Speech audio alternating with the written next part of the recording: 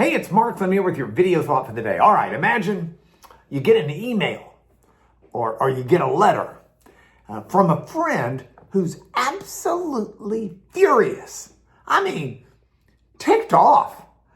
And not because you did anything wrong, but because someone is trying to steal something of great value to you and he's caught him.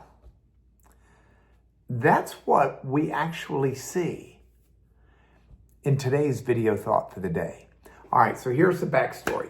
I've been going through books of the Bible, giving you about 4 minutes to give a synopsis, a memorable verse, and an application of each book of the Bible. And today we're up to the New Testament book of Galatians.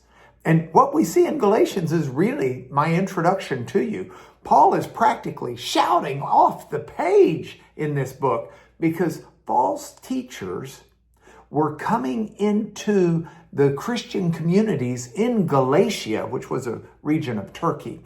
And they were trying to take the spiritual children of Paul and by manipulating the Christian message, bring these people into a really tough life of religious bondage.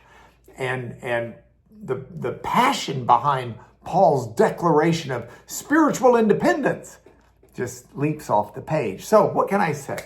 First of all, the main point that I can give you of the letter, it's a letter where Paul explains that in humanity's efforts to relate to God, the only way humans are able to do it is by God's mercy that's been extended through the love and sacrifice of Jesus. Nobody is good enough to merit God's love. Nobody is good enough to achieve God's perfection. And so there needs to be some basis on which we can commune with God. And Paul explains that it's only found in that sacrifice of Christ. Will never be good enough any other way. So that's the main point of the book. That's a synopsis of the book. But I want to give you a second point, and that's a powerful illustration that Paul uses. And he uses several. But one of them is, he says, what is the purpose of the Old Testament law? If it's not to establish our relationship with God in a final sense, why was it there?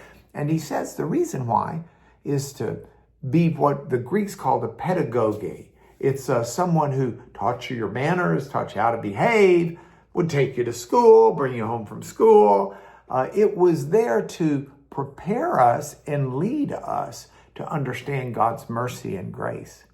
And then I want to close by giving you a memorable verse. And it's one of my favorites. It's Galatians 5, verse 1. Paul says it's for freedom that Christ has set us free.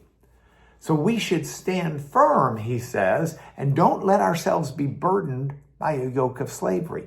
Don't succumb to the rituals of religion and lose the relationship that's given through the sacrifice of Jesus, through God reaching down to us. So, in conclusion, remember that angry email I mentioned? Paul's passion for this runs really deep, but it comes from his love for the Galatians. And he says, if we will focus on God and God's love and mercy and forgiveness, then the fruit of God's Spirit will dwell up within us and produce love and joy and peace and patience and kindness and gentleness and faithfulness and self-control. And who doesn't want those? I do.